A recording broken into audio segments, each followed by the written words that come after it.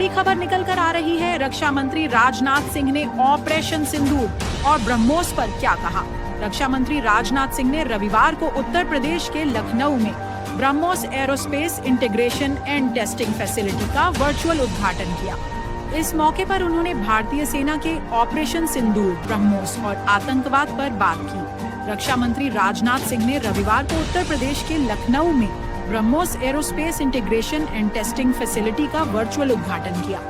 इस मौके पर उन्होंने भारतीय सेना के ऑपरेशन सिंदूर, ब्रह्मोस और आतंकवाद पर बात की। राजनाथ सिंह ने कहा, ऑपरेशन सिंदूर सिर्फ एक सैन्य कार्रवाई भर नहीं है, बल्कि भारत की राजनीतिक, सामाजिक और सामरिक इच्छा शक्ति का प्रतीक है। यह ऑपरेशन आतंकवाद के खिलाफ भारत की दृढ़ इच्छा शक्ति का और सैन्य शक्ति की क्षमता और संकल्प शक्ति का भी प्रदर्शन है। राजनाथ सिंह ने कहा, हमने दिखाया है कि भारत आतंकवाद के खिलाफ जब भी कोई कार्रवाई करेगा तो आतंकवादियों और उनके आकाओं के लिए सरहद पार की जमीन भी सुरक्षित नहीं रहेगी। रक्षा मंत्री ने अपने सोशल मीडिया एक्स पर ब्रह्मोस मिसाइल के जुड़ा एक वीडियो भी शेयर किया है और लिखा है, ब्रह्मोस अपने आप में एक मैसेज है। साथ ही उन्होंने कहा, ब्रह्मोस सिर्फ एक मिसाइल नहीं, ये हमारी सेना की ताकत और सरहद की सुरक्षा के प्रति हमारे संकल्प का प्रतीक है। ऐसी महत्वपूर्ण खबरें जानने के लिए आप डीएनएस न्यूज इंडिया को सब्सक्राइब करें और वीडियो को लाइक करें। बड़ी खबर निकल कर आ रही है। भारत और पाकिस्तान ने सीज फायर की घोषणा कर दी है, लेकिन दोनों देशों की तनातनी में तुर्की खुलकर पाकिस्तान के साथ था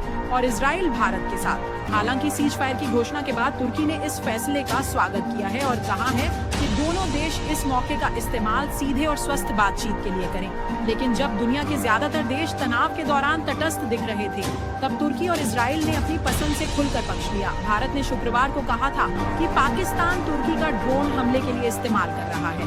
दूसरी तरफ पाकिस्तान ने कहा था कि भारत इजरायली ड्रोन से हमला कर रहा है।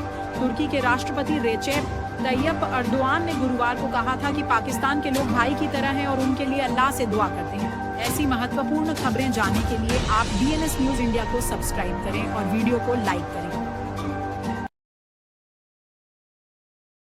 बड़ी खबर निकल कर आ रही है। श्रीनगर में ड्रोन अटैक, अमृतसर में रेड अलर्ट, कच्छ में ब्लैकआउट। जानिए पाकिस्तान के सीज फायर तोड़ने के बाद क्या क्या हुआ। भारत और पाकिस्तान के बीच हुए ताजा सीज फायर समझौते के चंद घंटों बाद ही एक बार फिर सीमा पर गोलियों की गूंज सुनाई दी। जम्मू कश्मीर से लेकर पंजाब, राजस्थान और गुजरात तक पाकिस्तान की ओर से उकसावे की कार्रवाई ने माहौल को एक बार फिर तनावपूर्ण बना दिया। पाकिस्तान ने जम्मू कश्मीर के अखनूर, राजौरी, आरएसपुरा अंतर्राष्ट्रीय सीमा पर तोपों से गोलीबारी की। पलनवाला सेक्टर में सीज फायर तोड़ा गया। इसके अलावा श्रीनगर और उधमपुर में पाकिस्तानी ड्रोन देखे गए और सेना ने फौरन एंटी ड्रोन सिस्टम सक्रिय कर दिया, जिसके बाद पाकिस्तान के सभी हमले नाकाम कर दिए गए। ऐसी महत्वपूर्ण खबरें जानने के लिए आप डीएस न्यूज इंडिया को सब्सक्राइब करें और वीडियो को लाइक करें।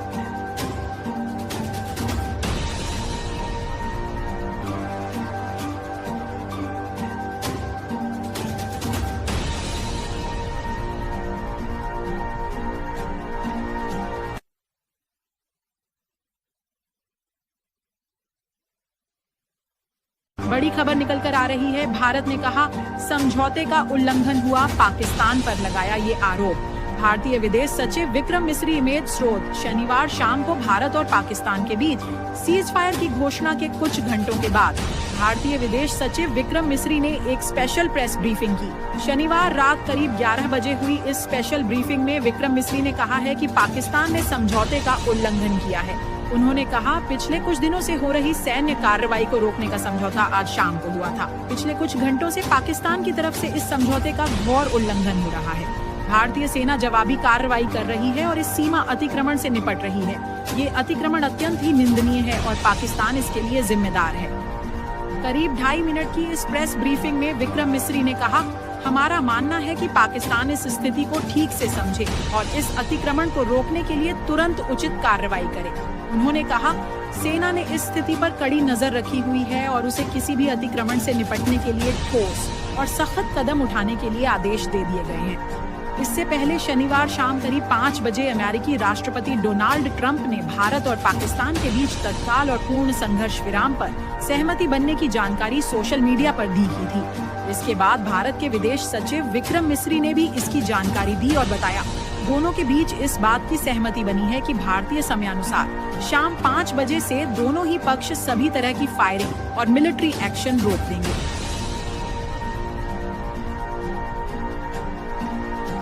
बड़ी खबर निकल कर आ रही है। आवेशी ने सीज फायर पर उठाए सवाल।